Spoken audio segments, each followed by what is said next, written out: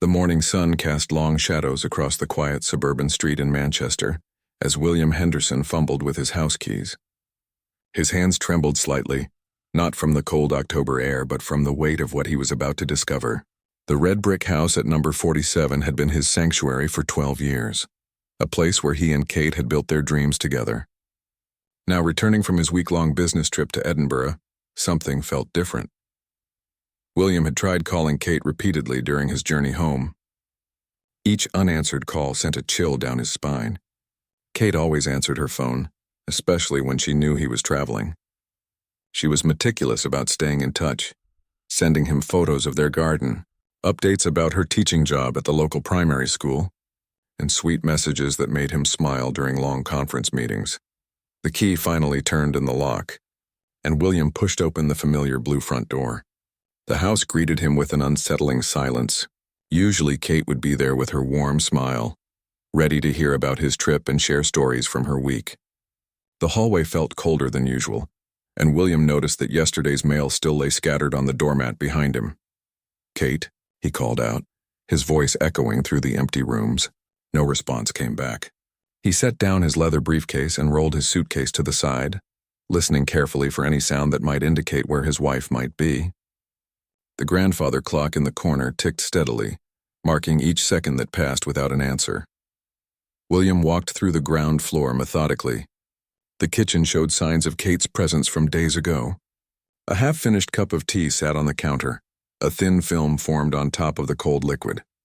Her favorite mug, the one with sunflowers that he had bought her from their honeymoon in Tuscany, sat unwashed in the sink. The sight of it made his stomach clench with worry. In the living room, Kate's reading glasses lay folded on top of an open book on the coffee table. William recognized it as the novel she had been excited to start before he left for his trip. The bookmark was still on page 34, suggesting she had stopped reading days ago. Her slippers were positioned neatly beside her favorite armchair, as if she had simply stepped out of them and walked away. The television remote lay on the sofa cushion, and when William picked it up, he noticed it was still warm. His heart skipped a beat, thinking Kate might be home after all. He pressed the power button and the screen flickered to life, showing the morning news. The volume was turned down low, and William realized the television had probably been left on for days. Upstairs, William's anxiety grew stronger with each step. The bedroom door stood slightly ajar, and he could see that their bed remained unmade. Kate was particular about making the bed each morning before leaving for work. It was a habit she had maintained throughout their marriage, something that brought order to her day. Seeing the rumpled sheets and pillows exactly as he had left them a week ago sent a wave of panic through his chest. Kate's side of the wardrobe was open, clothes hanging undisturbed. Her jewelry box sat on the dresser with the lid closed, and William noticed that her wedding ring was missing from its usual spot beside the box. She always removed it when doing household chores, but finding it gone now seemed ominous rather than routine. The bathroom told a similar story. Kate's toothbrush was dry, and her contact lens case sat empty on the counter. She was nearly blind without her contacts or glasses, and the thought of her being somewhere without proper vision made William's hands shake as he searched through the medicine cabinet for any clues. Back downstairs, William decided to check Kate's study where she prepared her lesson plans and marked her students' work. The room was tidy, but her laptop was closed and unplugged. When he opened it, the screen showed her last activity was 5 days ago, the same day he had left for Edinburgh. She had been working on a worksheet about autumn leaves for her 7-year-old students. William pulled out his mobile phone and scrolled through his recent calls to Kate. The last time they had spoken was Tuesday evening, 3 days into his trip. She had sounded tired but normal, telling him about a parent-teacher conference and asking about his presentation the following day. There had been no indication that anything was wrong, no hint of distress in her voice. He decided to call Kate's school. The receptionist, Mrs. Patterson, answered on the third ring. Her voice became concerned when William explained that he could not locate his wife.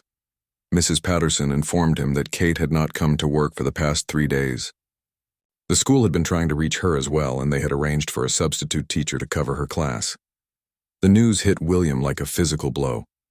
Kate had never missed work without calling in advance. She loved her students and took her responsibilities seriously. For her to simply not show up was completely out of character and suggested something terrible had happened. William ended the call and stood in Kate's study, surrounded by evidence of her sudden disappearance. Children's artwork covered one wall, drawings that her students had made for their beloved teacher. Their innocent faces smiled down at him from the colorful papers, unaware that Miss Henderson had vanished without explanation. The house felt larger and emptier than ever before. William realized that Kate had been gone for at least 3 days, possibly longer. Every room held memories of their life together, but now those memories felt fragile, like they might disappear along with Kate herself. The silence that had greeted him at the door now seemed to pulse with urgency and fear. As evening approached, William knew he could no longer search alone. Whatever had happened to Kate, whatever door he was about to unlock in this mystery, he would need help. The story of Kate's disappearance was just beginning, and William sensed that the truth, when he finally found it, would change everything he thought he knew about their life together. The last light of day faded from the windows as William reached for his phone to call the police, unaware that Kate's silent cry for help would soon become a story that touched hearts across the entire nation. Detective Inspector Sarah Collins arrived at the Henderson house within 30 minutes of William's call. She was a woman in her early 40s with kind eyes that had seen too much sadness, yet still held compassion for every family she helped. As she walked through the front door, she immediately understood the gravity of the situation from William's pale face and shaking hands. William led Detective Collins through the house, showing her everything he had discovered. She listened carefully, taking notes in a small leather notebook while examining each room with professional attention. Her experience told her that Kate's disappearance was not a simple case of someone leaving for a few days without notice. The evidence suggested something more serious had occurred. "Tell me about Tuesday evening," Detective Collins said as they sat in the living room. "That was your last conversation with Kate. Did she mention anything unusual? Anyone new in her life? Any problems she might have been facing?" William closed his eyes, trying to remember every detail of their final phone call. Kate had been grading papers when he called from his hotel room in Edinburgh. She had laughed about something one of her students had written in an essay about their family pet. The conversation had been normal, filled with the comfortable chatter of a couple who had been married for 8 years. She mentioned that someone had been calling the house, William recalled suddenly. Kate said she kept getting calls from a number she didn't recognize. When she answered, nobody would speak. She thought it might be children playing pranks since it happened several times during the day. Detective Collins wrote this information down immediately. Silent phone calls often preceded more serious crimes, and this detail could be crucial to understanding what had happened to Kate. She asked William if he knew the number, but he explained that Kate had not written it down or saved it in her phone. The detective spent the next hour photographing different areas of the house and collecting items that might provide clues. Kate's mobile phone was missing, along with her handbag and house keys. However, her car remained in the garage untouched since William had left for his trip. The fact that Kate had not taken her car suggested she had either left on foot or had gone with someone else. While Detective Collins worked, William called Kate's sister Emma in London. Emma's voice cracked with emotion when she heard the news. She explained that she had not spoken to Kate in over a week, which was unusual for the two sisters who typically talked several times each week. Emma promised to drive up to Manchester immediately to help with the search. William also contacted Kate's closest friend, Sarah Mitchell, who lived 3 streets away. Sarah was shocked to learn about Kate's disappearance and immediately came over to the house. She was a woman in her 30s who had known Kate since their university days, and her presence brought some comfort to William during this terrifying time. Sarah Mitchell provided crucial information to Detective Collins. She explained that Kate had mentioned feeling uncomfortable recently about someone watching her house. Kate had noticed the same car parked on their street several times over the past month, always with someone sitting inside. The car was a dark blue sedan with tinted windows, and Kate had pointed it out to Sarah during one of their afternoon walks. Kate was not the type to imagine things, Sarah told the detective. If she said someone was watching the house, then someone was definitely watching the house. She had good instincts about people, and lately, she had been feeling unsettled about something. Detective Collins immediately put out a description of the dark blue sedan to patrol officers throughout Manchester. She also requested that the phone company provide records of all calls made to the Henderson house over the past month. These steps would help determine if Kate's disappearance was random or if someone had been deliberately targeting her. As night fell, more people arrived at the house to help. Kate's colleagues from school came by, bringing food and offering to join search efforts. The head teacher, Mr. Phillips, was particularly distraught. He explained that Kate was beloved by everyone at the school and her sudden absence had upset both staff and students.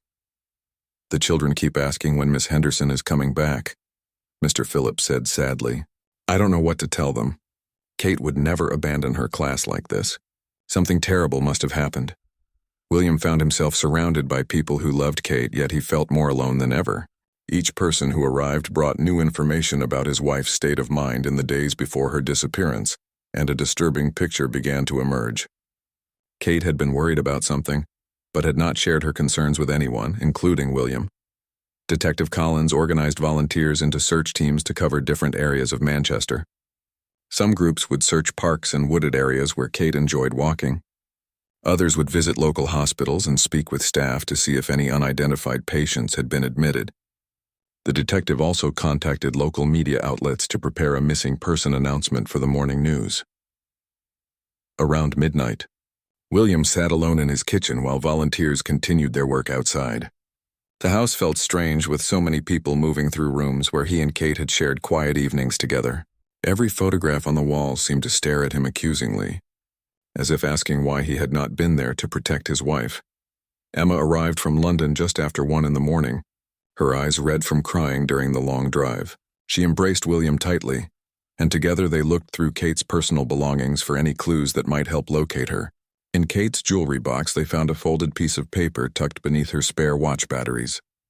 The paper contained a phone number written in Kate's handwriting, along with the words "called again today" and a date from 2 weeks earlier.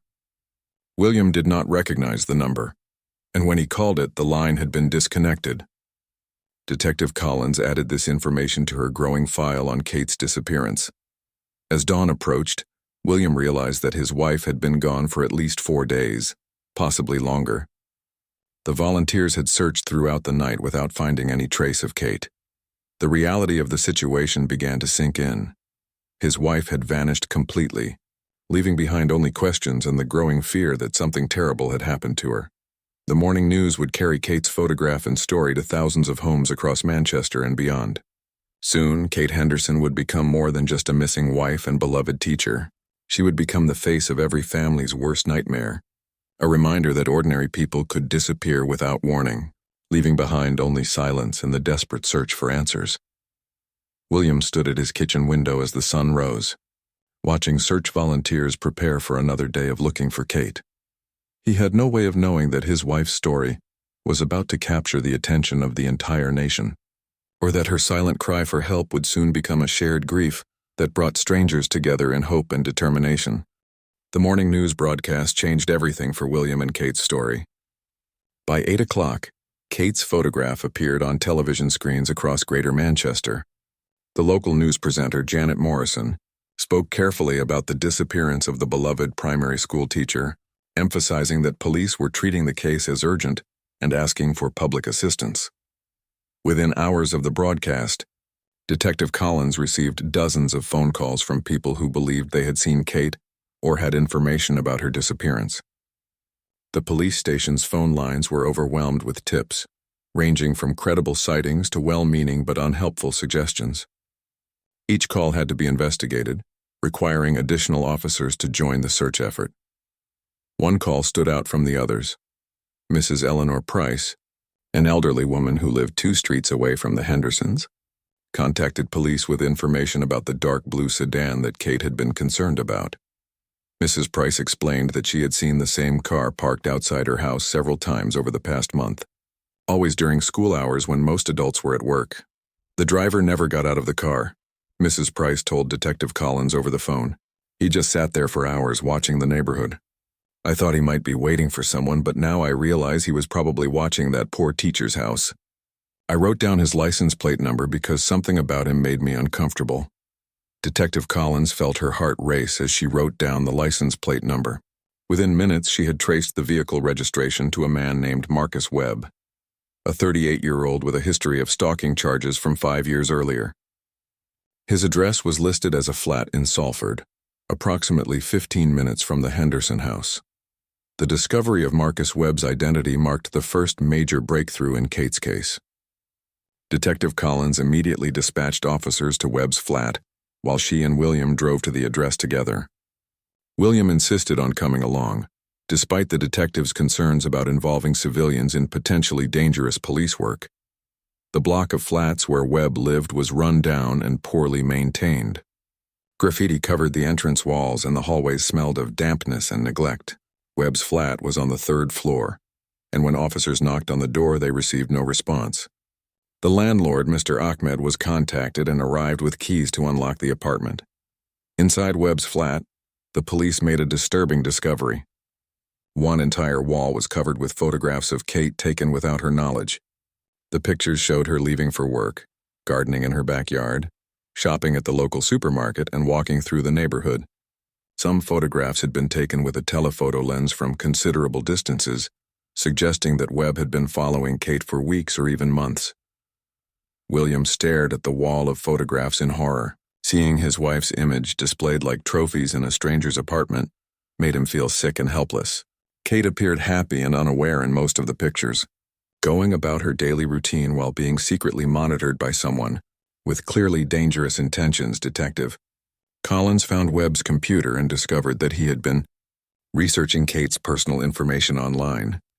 He had found her school's website, her social media profiles, and even property records showing when she and William had purchased their house. Webb had compiled a detailed file about Kate's life, including her work schedule, favorite restaurants, and regular walking routes. Among Webb's possessions, police found a notebook containing what appeared to be Kate's daily schedule written in Webb's handwriting. The notebook showed that he knew exactly when Kate left for work each morning, when she returned home, and what activities she participated in during weekends. The level of detail was frightening and suggested that Webb had been planning something for quite some time. Most disturbing of all, police found Kate's missing handbag hidden in Webb's bedroom closet. Inside the bag were her mobile phone, wallet, and house keys. Her phone showed multiple missed calls from William during his business trip, as well as several text messages from worried friends and colleagues. The discovery of Kate's belongings in Webb's possession confirmed that he was directly involved in her disappearance. However, Webb himself was nowhere to be found. According to his landlord, Webb had not been seen at the flat for several days. His neighbors described him as a quiet man who kept to himself and rarely spoke to anyone in the building. Most residents had not even known his name until police began asking questions about him. Detective Collins immediately issued an arrest warrant for Marcus Webb and distributed his photograph to police departments across the country. His picture was also released to the media, and by evening Webb's face appeared on news broadcasts alongside Kate's photograph. The story had evolved from a missing person case to an active manhunt for a suspected kidnapper. The discovery of Webb's involvement brought both relief and increased anxiety to William and Kate's family. They were relieved to know that Kate's disappearance was not random and that police had identified a specific suspect. However, the evidence in Webb's flat suggested that Kate was in serious danger, and there was still no indication of where Webb might have taken her. Kate's sister Emma stayed close to William throughout the day, providing emotional support as they processed the shocking revelations about Webb's obsession with Kate. Emma was particularly disturbed by the photographs on Webb's wall, many of which showed Kate in locations where she should have felt safe and private. Kate never mentioned feeling like someone was following her, Emma said to Detective Collins. She noticed the car on their street, but she had no idea that someone was taking pictures of her everywhere she went. This man violated her privacy for months before he actually took her. The evening news covered the story extensively, showing Webb's photograph and asking viewers to contact police immediately if they saw him. The broadcaster emphasized that Webb should be considered dangerous and that members of the public should not approach him if spotted. Kate's case was no longer just a local story. It had become national news that captured the attention of people across Britain. William found himself at the center of a media storm he had never expected. Reporters gathered outside his house asking for interviews and updates about the search for his wife. Detective Collins advised him to limit his contact with the media, but William felt compelled to keep Kate's story in the public eye, hoping that someone might have information that could help locate her. As the day ended, Police had searched Webb's flat thoroughly and were analyzing evidence that might provide clues about where he had taken Kate. Computer experts were examining Webb's internet activity, looking for any indication of locations he might have researched or contacts who could be helping him hide. The investigation had progressed significantly in just 24 hours, but Kate remained missing, and every hour that passed reduced the likelihood of finding her safe. William went to bed that night knowing that somewhere, his wife was being held against her will by a man who had been secretly watching her for months. The story that had begun with William unlocking his front door to find Kate missing had transformed into a national search for both a beloved teacher and her dangerous captor. Kate's silent cry for help had become a shared mission for thousands of people who were now invested in bringing her home safely. The breakthrough came on the 4th day of Kate's disappearance through an unexpected source. A truck driver named David Thompson was taking his mandatory rest break at a service station near the Yorkshire Dales when he saw Marcus Webb's photograph on the television news. David immediately recognized Webb as someone he had seen 3 days earlier at the same service station, acting suspiciously around a woman who appeared to be in distress. David called the police hotline and described what he had witnessed. He explained that he had been buying coffee when he noticed a man matching Webb's description, forcibly guiding a woman toward the restrooms. The woman had seemed unsteady on her feet, possibly drugged, and the man had been gripping her arm tightly to support her walking. David had found the interaction concerning but had not intervened at the time. The woman had dark hair like the missing teacher, David told Detective Collins over the phone. She was wearing a blue cardigan and kept stumbling like she could barely stand. The man was nervous, looking around constantly to see if anyone was watching them.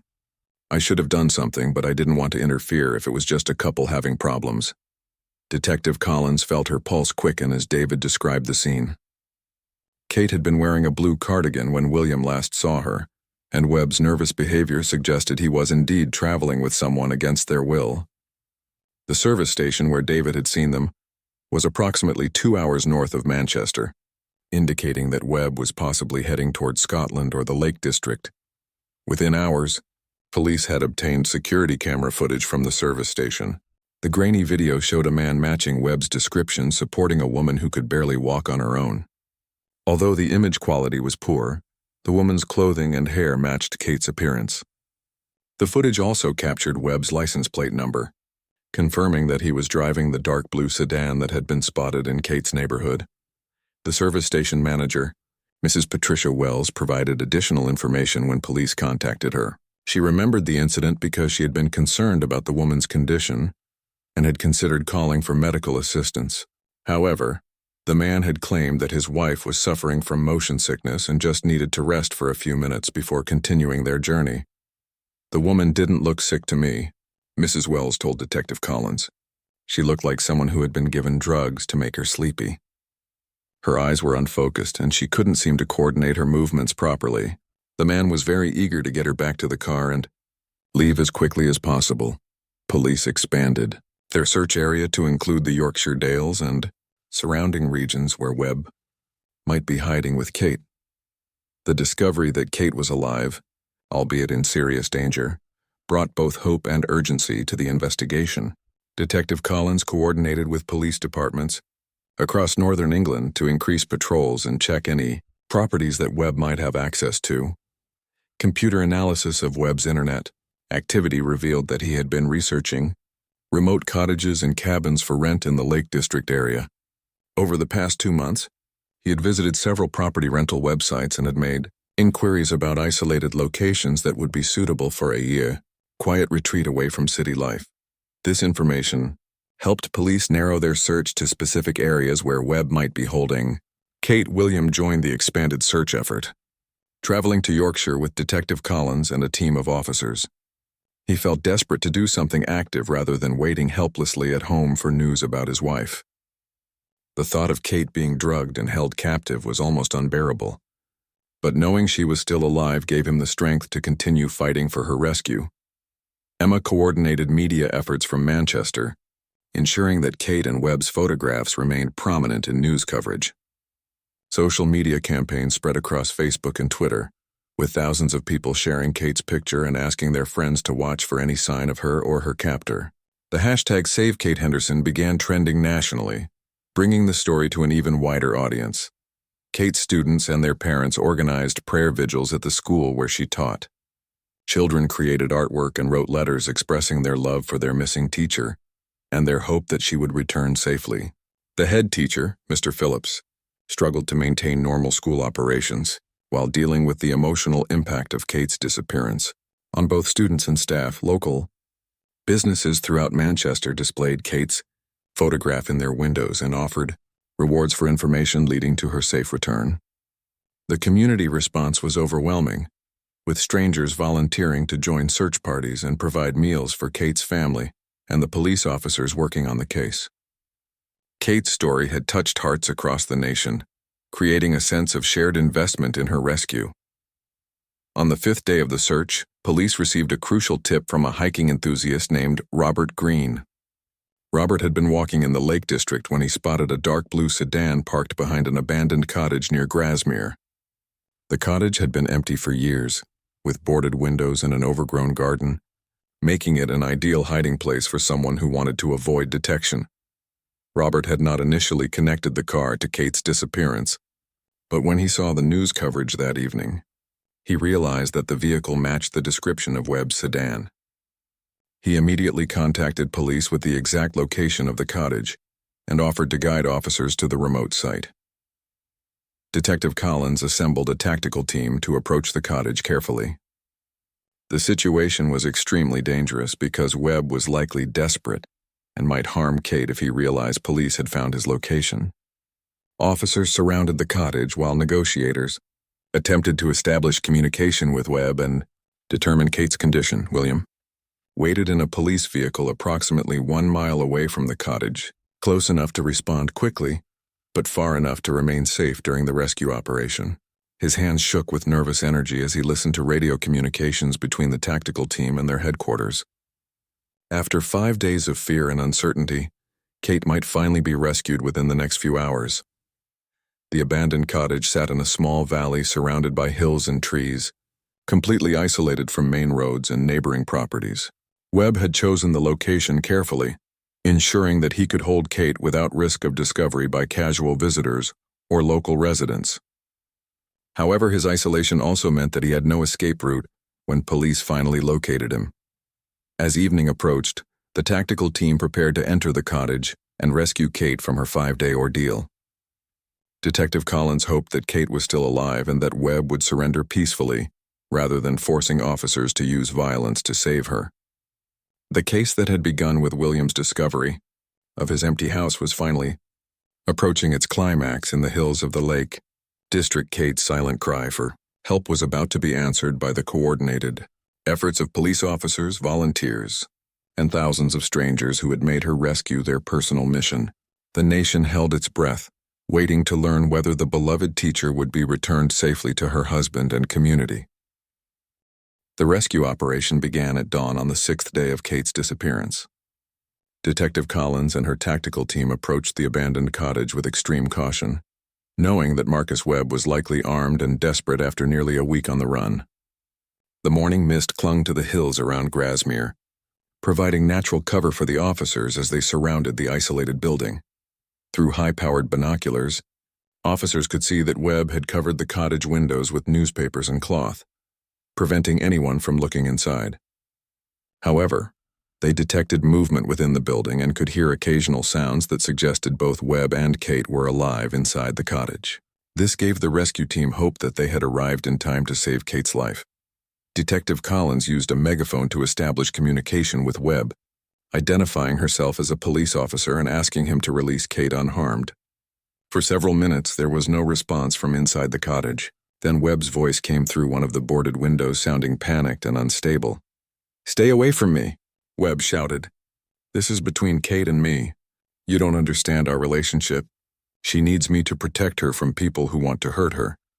The negotiator, Sergeant Michael Roberts, had dealt with similar situations involving mentally unstable kidnappers. He recognized that Webb had developed delusional beliefs about Kate and genuinely believed he was helping, rather than harming her. This made him particularly dangerous because he saw police as threats to Kate's safety rather than rescuers. "Marcus, my name is Michael. Sergeant Roberts called out calmly. "I want to help you and Kate work through this situation safely. Can you tell me how Kate is feeling right now? Is she hurt or sick?" Webb's response revealed the extent of his delusions about his relationship with Kate. He claimed that Kate was grateful to be rescued from her dangerous life in Manchester and that she had been asking him to take her away for months. He insisted that the drugs he had given her were medicine to help her relax and that she was much happier now that they were together.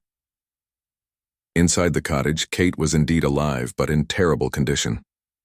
She had been tied to a chair for 5 days, given minimal food and water, and forced to listen to Webb's rambling speeches about how he was protecting her from unnamed threats. The drugs had worn off, leaving her weak but mentally alert enough to understand the gravity of her situation.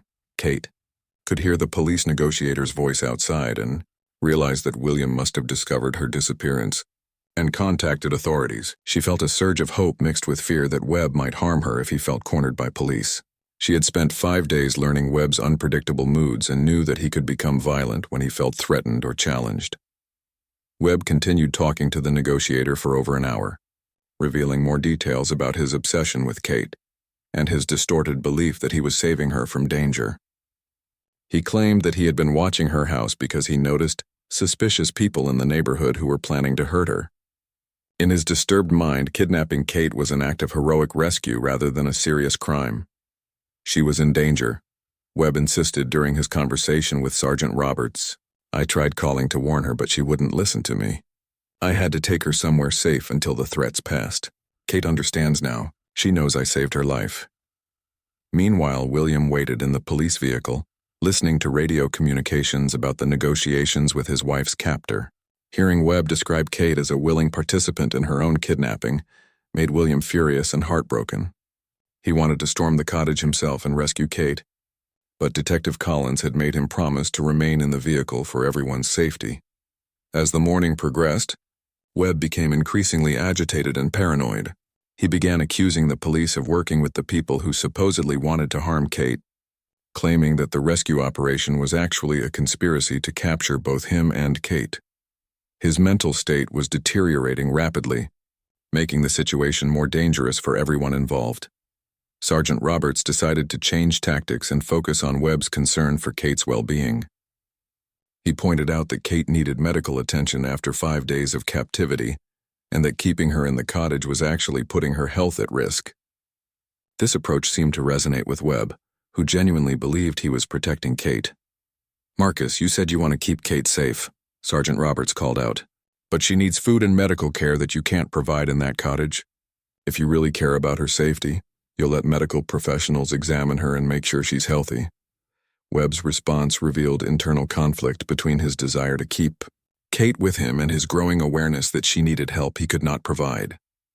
He admitted that Kate had been sleeping more than usual and eating very little, but he attributed this to stress rather than the effects of captivity and drugging. Inside the cottage, Kate listened to the negotiations and tried to assess her chances of escape if the situation escalated into violence. She was still tied to the chair but had managed to loosen the rope slightly over the past few days. If Webb became distracted by the police, she might be able to free herself and run toward the door. The breakthrough came when Webb asked to speak directly with William, claiming that he needed to explain to Kate's husband why the kidnapping had been necessary for her protection. Detective Collins was reluctant to involve William directly in the negotiations, but Sergeant Roberts believed it might be the key to convincing Webb to surrender peacefully.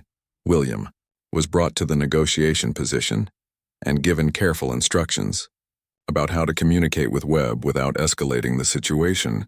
His hands trembled as he took the megaphone, knowing that his words might determine whether Kate survived the next few minutes. "Marcus, this is William Henderson," he called out, his voice steady despite his terror. "I know you think you're helping Kate, but she needs to come home now. Her students are worried about her, and her family needs her back safely." Webb's response to hearing William's voice was immediate and emotional. He began crying and apologizing for the pain he had caused, finally beginning to understand that his actions had been wrong. The sound of genuine remorse in Webb's voice gave everyone hope that the situation might end without violence. "I just wanted to protect her," Webb sobbed through the window. "I thought someone was going to hurt her. I didn't mean to make everyone so scared." This moment of clarity in Webb's mental state provided the opening that Sergeant Roberts had been waiting for. He gently encouraged Webb to prove his love for Kate by ensuring her safety, which meant allowing police to provide medical attention and return her to her family. After several more minutes of careful negotiation, Webb finally agreed to release Kate and surrender to police. The cottage door opened slowly, and Webb emerged with his hands raised, followed by Kate, who was weak but walking on her own power. The sight of his wife alive and free made William collapse with relief as officers moved in to arrest Webb and provide medical attention to Kate.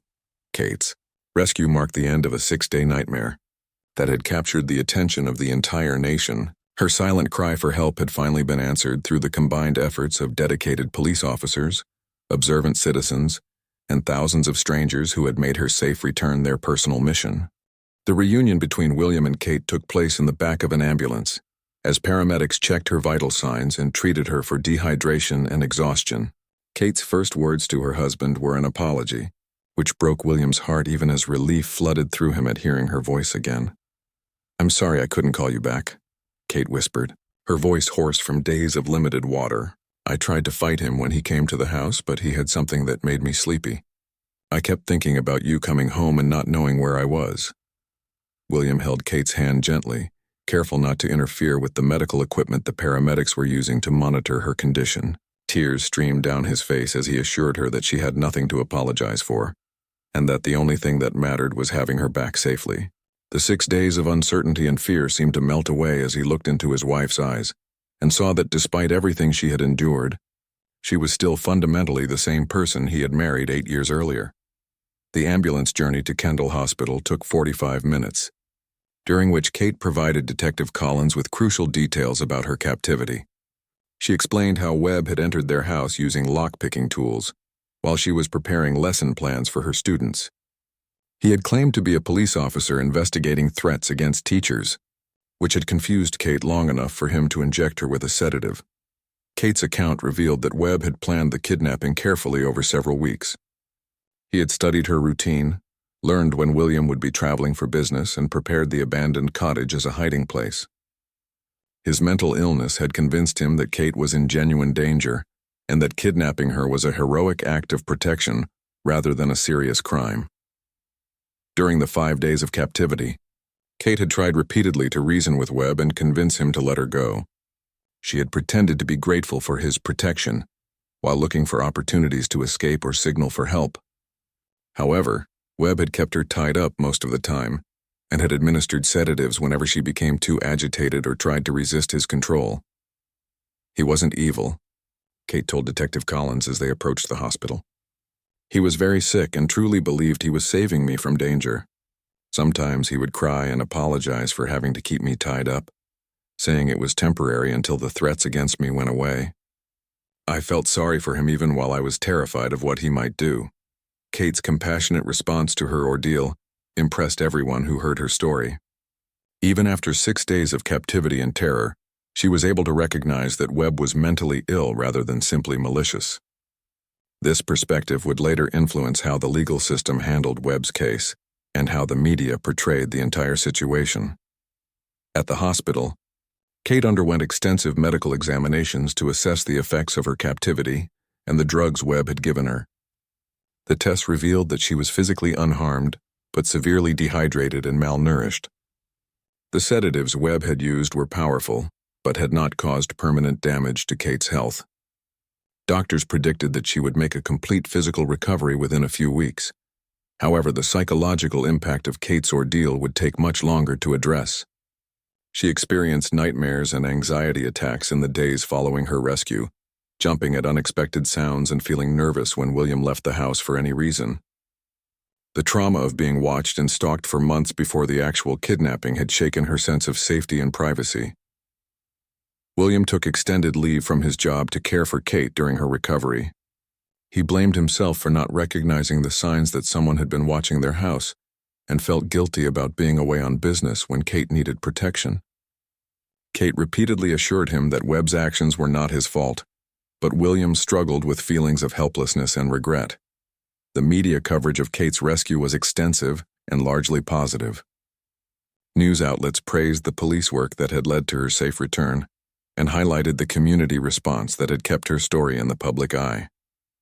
Kate became a symbol of resilience and survival, inspiring other victims of stalking and kidnapping to seek help and speak out about their experiences. Kate's students and their parents organized a welcome back celebration when she was ready to return to teaching 6 weeks after her rescue.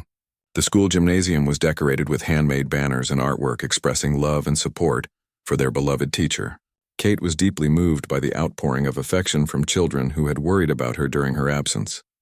Marcus Webb was charged with kidnapping, stalking, and administering controlled substances without consent. During his trial, psychiatric evaluations revealed that he suffered from severe delusional disorder and had genuinely believed he was protecting Kate from harm. Kate's testimony at the trial was compassionate but firm, acknowledging Webb's mental illness while making clear that his actions had caused significant trauma and fear. The judge sentenced Webb to 12 years in prison with mandatory psychiatric treatment. Kate and William supported this decision, believing that Webb needed professional help to address his mental illness while being held accountable for the harm he had caused. They hoped that proper treatment would prevent Webb from targeting other innocent people in the future. Kate's story continued to resonate with people across Britain long after her rescue. She received letters from survivors of similar crimes who drew strength from her example of courage and recovery. Kate began volunteering with victim support organizations, using her experience to help other people navigate the complex emotions and practical challenges that follow traumatic crimes. The case also led to improvements in how police departments handle stalking, reports, and missing person investigations. Detective Collins used Kate's case as a training example, emphasizing the importance of taking stalking complaints seriously and acting quickly when someone disappears under suspicious circumstances. William and Kate's marriage emerged stronger from the ordeal, despite the trauma they had both experienced. They moved to a new house in a different part of Manchester, wanting a fresh start away from the memories associated with their old neighborhood. Kate returned to teaching with renewed appreciation for the simple joys of working with children and being part of a caring community.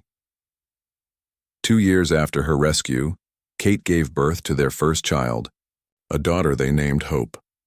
The name reflected their journey from the darkness of those 6 days in October to the light of their expanding family and renewed appreciation for life's precious moments. Kate often looked at Hope and marveled at how close she had come to never experiencing the joy of motherhood.